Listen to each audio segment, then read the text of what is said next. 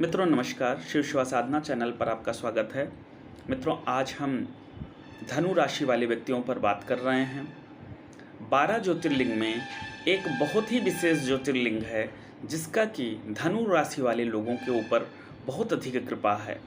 धनु राशि वाले व्यक्तियों की कैसे भी संकट हो, उनके ग्रह गोचर का संकट हो, कर्म बाधा हो, कोई और दोष हो, किसी भी तरह की विपत्ति हो, परेशानी हो जिसका वो निवारण नहीं पा रहे हैं, तो ऐसे लोगों को बाबा काशी विश्वनाथ के धाम पर जरूर जाना चाहिए और वहाँ पर उनकी पूजन अर्चन विधि विधान के साथ करना चाहिए। काशी विश्वनाथ का बहुत ही महत्व है। 12 ज्योतिर्लिंग में प्रथम स्थान पर है।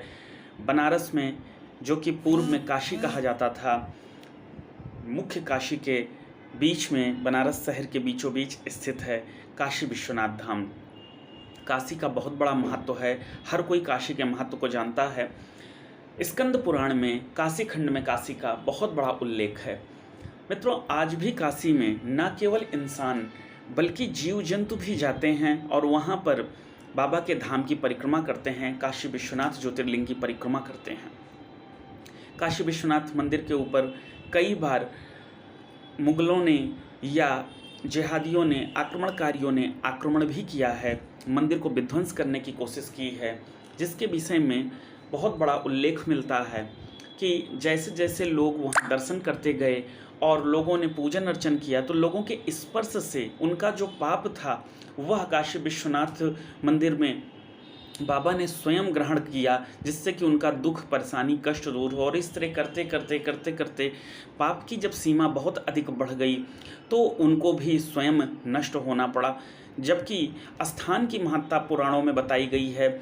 ऐसा काशी विश्वनाथ मंदिर में जो विध्वंस की बातें कही जाती हैं, ये बातें केवल अभी ही नहीं हुई हैं, हजारों साल पहले भी राक्षसों के भी काल में इस तरीके के आक्रमण होते आए हैं।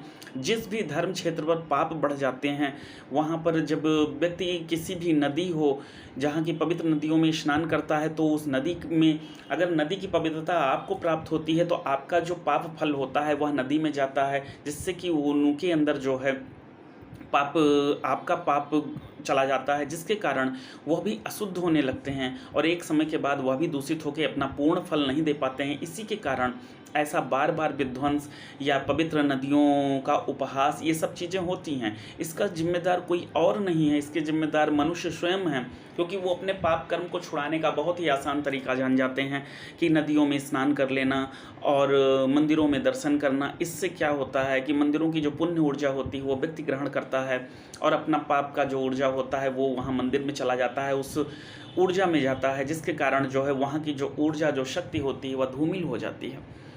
मित्रों जब भी आप किसी भी तीर्थ पे दर्शन करने जाएं तो जितनी देर वहाँ हैं उतनी देर अच्छा चिंतन करते हुए, उस धाम की विशेषताओं की जानकारी करते हुए, उस धाम का चिंतन करते हुए मन में पवित्रता के साथ वहाँ की परिक्रमा करें, पूजन अर्चन करें, तभी जाकर आपको पूरा लाभ प्राप्त हो पाएगा। जो लोग ऐसा नहीं करते उनको तीर्थ का विशेष लाभ नहीं प्राप्त हो पाता, तीर्थ की सिर्फ ऊर्जा का ही वो लाभ ले पाते हैं। जब भी किसी धनु राशि वाले व्यक्ति को कोई भी संकट हो, बाबा काशी विश्वनाथ धाम जाएं, वहां दर्शन करें, पूजन अर्चन करें, अभिषेक करें और हो सके तो वहां की नियम के अनुसार परिक्रमा करें। ऐसा करने के बाद निश्चित तौर पर उनके जीवन का कष्ट कटता है। बहुत ही बड़े बड़े साधु सन्यासियों का जीवन का यह अनुभव रहा है कि काशी में कैसी भी ग्रह बाधा चल रही हो, कैसी भी रोग चल रही हो, कैसी भी दिक्कत परेशानी चल रही हो, काशी के नियमानुसार यदि आप वहाँ पर पूजन अर्चन, दर्शन, परिक्रमा इत्यादि करते हैं तो आप निश्चित उससे मुक्त हो जाते हैं। जो लोग भारी भरकम यज्ञ अनुष्ठान करके भी नहीं पाते हैं, वह काशी में तो वैसे सहज ही मिल जाता है, ऐसा वहाँ की मान्यता है। और ऐसा सिर्फ मान्यता नहीं है, वहाँ के जो साधु संत हैं, जो बाहर बाहर से आके काशी में बसे हैं, उनको वो सारे अनुभव सत्य में प्राप्त हुए हैं। बहुत सारे साधु संतों ने अपनी जीवनी लिखी है, उसमें काशी के बहुत बहुत अनुभव के बारे में ज्ञान दिया है। लेकिन